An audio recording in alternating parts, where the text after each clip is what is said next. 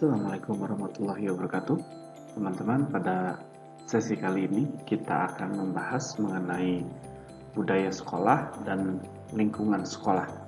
Dan nanti juga muaranya terkait dengan pembentukan atau pengembangan visi dan misi. Teman-teman, pengelolaan pendidikan, budaya sekolah itu berasal dari kata awal, ada dua kata ya, ada budaya dan ada sekolah. Nah, budaya berasal dari bahasa Sanskerta, budaya atau kemudian menjadi budi, yang artinya hal-hal yang berkaitan dengan budi pekerti atau juga dengan akal manusia, sehingga dalam bahasa yang lain asal katanya dari kultura di bahasa Latin, kemudian berubah menjadi bahasa Inggris culture, dan kemudian diserap dalam bahasa Indonesia menjadi kultur, sehingga budaya kata lainnya adalah kultur. Nah, dalam definisi yang lebih lengkap, budaya dapat diartikan, khususnya dalam budaya sekolah, dapat diartikan sebagai sekumpulan nilai yang melandasi perilaku, tradisi, kebiasaan, keseharian, dan praktik yang dilakukan oleh seluruh elemen sekolah. Selanjutnya, apa sebetulnya menjadi dampak budaya sekolah? Jadi suatu sekolah memiliki budaya-budaya tertentu dan membentuk suatu budaya-budaya tertentu. Untuk apa kemudian budaya-budaya tersebut harus dibentuk, harus dirancang, harus dikembangkan, dan kemudian harus ditentukan? Ada beberapa dampak yang dihasilkan dari pembentukan budaya suatu sekolah. 3 diantaranya akan kita bahas. Yang pertama adalah budaya sekolah membentuk citra sekolah. Suatu sekolah jika sudah menerapkan budaya disiplin tinggi, maka akan terbentuk citra sebagai sekolah yang disiplin. Suatu sekolah yang membentuk budaya kebebasan berpikir, maka juga akan membentuk citra sekolah yang cenderung liberal gitu ya, cenderung bebas. Sekolah yang membentuk budaya untuk kemudian kompetitif, ikut lomba di sana sini, setiap siswanya wajib untuk selalu ikut lomba, maka akan terbentuk citranya sebagai sekolah yang kompetitif. Dan ini kemudian akan juga berdampak pada persepsi masyarakat melihat sekolah ini, masyarakat kemudian memberikan label kepada sekolah. Ini berasal dari dampak dari budaya sekolah yang dibentuk oleh sekolah tersebut. Maka salah satu kepentingannya budaya sekolah dibentuk adalah karena ada citra, ada image gitu ya, yang akan dihasilkan dari budaya sekolah tersebut. Kemudian yang berikutnya, kedua, adalah menjadi norma perilaku. Budaya sekolah yang disampaikan secara tertulis itu bisa saja disebut sebagai tata tertib. Tetapi ada juga budaya sekolah yang tidak disepakati secara tertulis dalam bentuk tata tertib, namun secara tidak tertulis. Baik yang secara tertulis maupun yang tidak tertulis, keduanya merupakan budaya sekolah yang kemudian menjadi norma berperilaku dalam keseharian di dalam lingkungan sekolah. Jika sekolah tersebut memiliki budaya yang egaliter, misalkan tidak memandang muda dan tua, tetapi kemudian hanya memandang kepada prestasinya, maka kecenderungan keterbukaan kebebasan berpendapat ini biasanya cenderung lebih terbuka, di mana yang muda tidak harus menunggu yang tua untuk berpendapat, pun demikian yang tua menghormati pendapat yang muda. Namun demikian, ada pula budaya sekolah misalkan yang dilandasi pada kekeluargaan, menghormati yang muda harus menghormati yang tua dalam artian respect gitu ya, dan kemudian yang tua pun memiliki kewajiban secara tidak langsung untuk memberikan contoh kepada yang muda. Dua contoh budaya yang berbeda tersebut adalah dua-duanya budaya yang positif. Hanya saja kemudian perbedaan dari budaya tersebut akan berdampak pada norma norma perilaku keseharian di sekolah yang berbeda. Contoh misalkan di budaya yang pertama di mana egaliter dibangun, mungkin saja tidak ada norma bahwa siswa ketika datang ke sekolah bertemu dengan gurunya harus cium tangan, harus kemudian menyapa gurunya. Pun demikian dengan sesama guru, misalkan ya, guru yang muda dengan guru yang tua, semuanya setara, semuanya sama. Berbeda misalkan di contoh budaya yang kedua, di mana budaya kekeluargaan yang lebih kental dibangun, sehingga siswa harus cium tangan dan guru yang muda pun harus melakukan hal yang sama kepada guru yang lebih tua, dan seterusnya dan seterusnya. Ini budaya sekolah yang kemudian menjadi norma perilaku.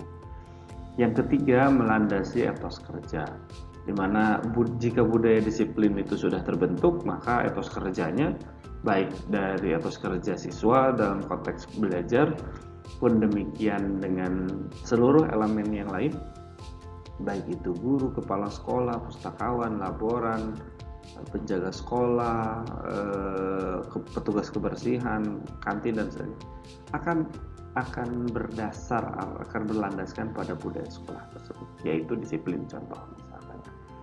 Maka budaya sekolah ini dapat membentuk citra sekolah, dapat berdampak pada terbentuknya norma perilaku, dan kemudian yang jadi landasan etos kerja.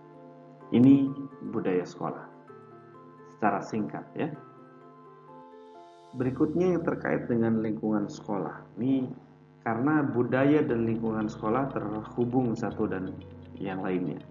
Secara umum kita bisa menyepakati bahwa lingkungan sekolah itu sebagai suatu kesatuan keadaan sekolah yang mencakup, ini cakupannya, ada benda-benda, ada ruangan, ada alat, ada juga halaman, dan juga individu beserta perilakunya, satu kesatuan ya, yang mempengaruhi suasana dan kelangsungan program sekolah sampai pada kesejahteraan warga sekolah.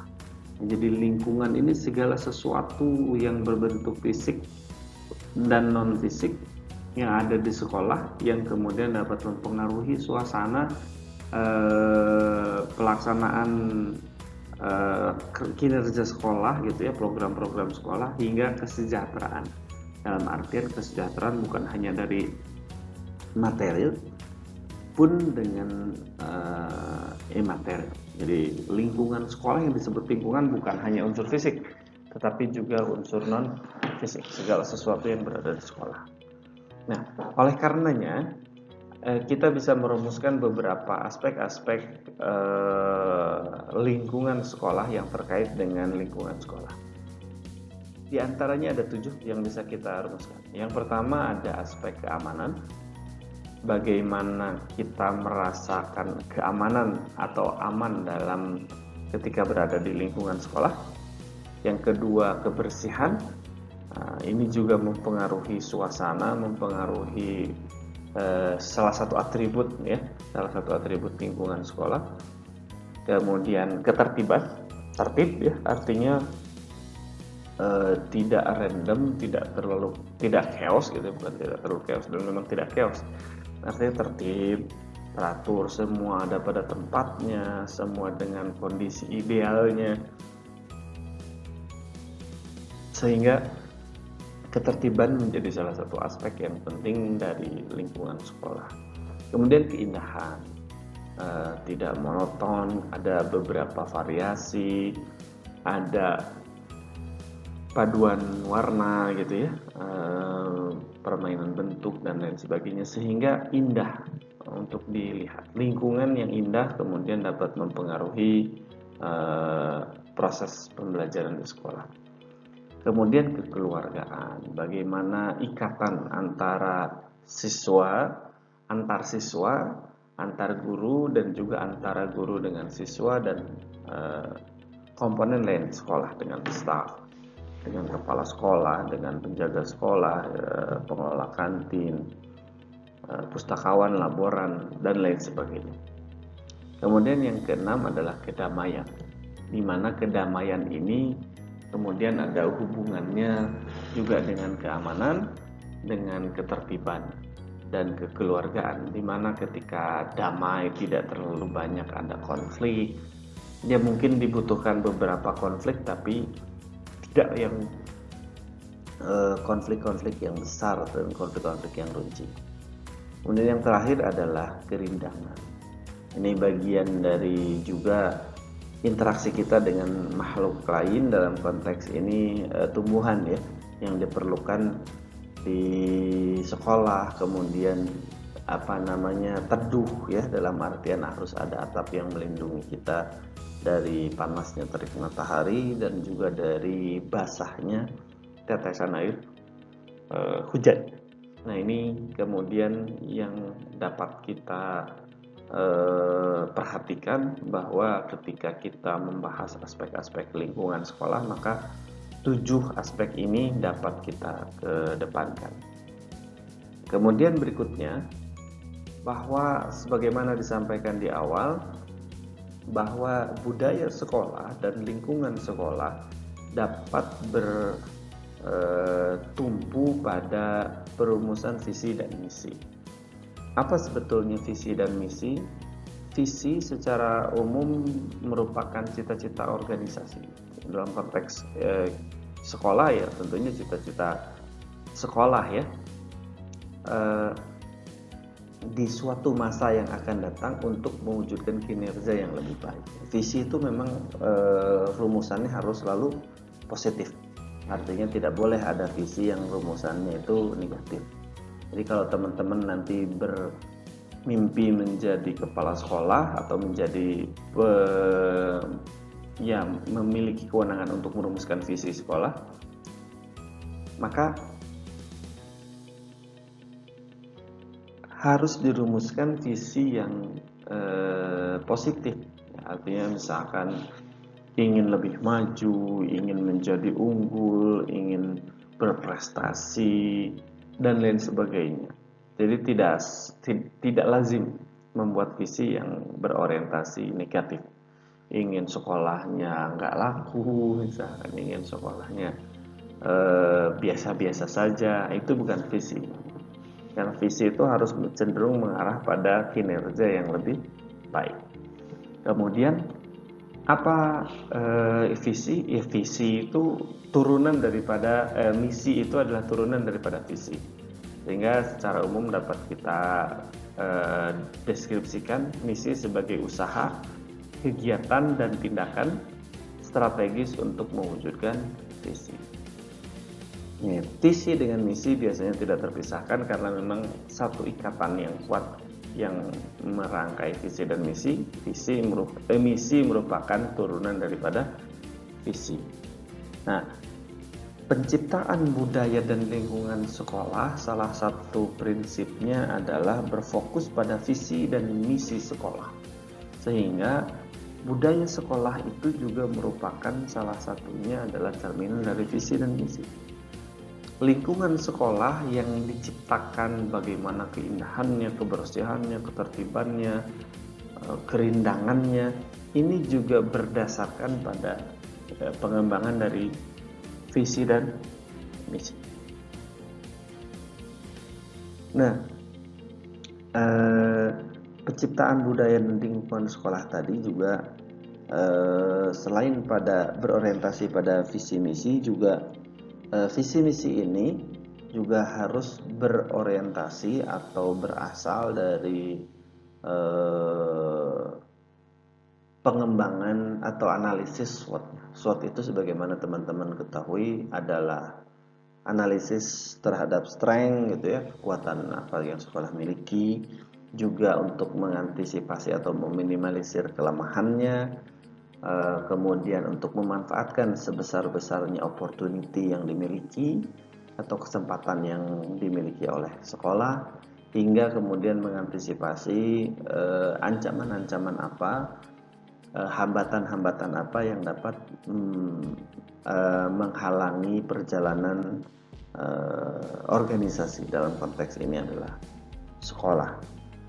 Secara umum bahwa selain mempertimbangkan visi misi, juga penciptaan budaya dan lingkungan sekolah juga harus berdasarkan gitu ya pada bagaimana penciptaan komunikasi secara formal dan non formal, kemudian sejauh mana sekolah kita akan berinovasi,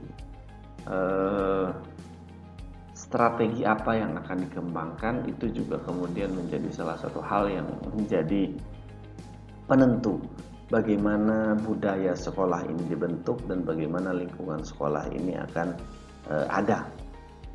Kemudian jangan lupakan bahwa visi misi dan kemudian berturun menjadi budaya dan pembentukan lingkungan sekolah juga akan menghasilkan suatu kinerja, sehingga kinerja baik dari siswa, guru maupun komponen-komponen sekolah lainnya. Dan ini rumusan visi misi sedemikian pentingnya sehingga juga dapat menghasilkan rumusan budaya dan lingkungan sekolah yang memiliki berbagai macam prinsip yang harus dipegang. Sebagaimana tadi beberapa diantaranya sudah kita sampaikan. Semoga sajian materi pada kesempatan kali ini dapat bermanfaat dan dapat memantik teman-teman untuk kemudian mencari tahu dan mendalami lagi terkait dengan bagaimana budaya sekolah dan lingkungan sekolah serta rumusan visi dan misi. Demikian, semoga bermanfaat. Billahi taufiq wal hidayah. Assalamualaikum warahmatullahi wabarakatuh.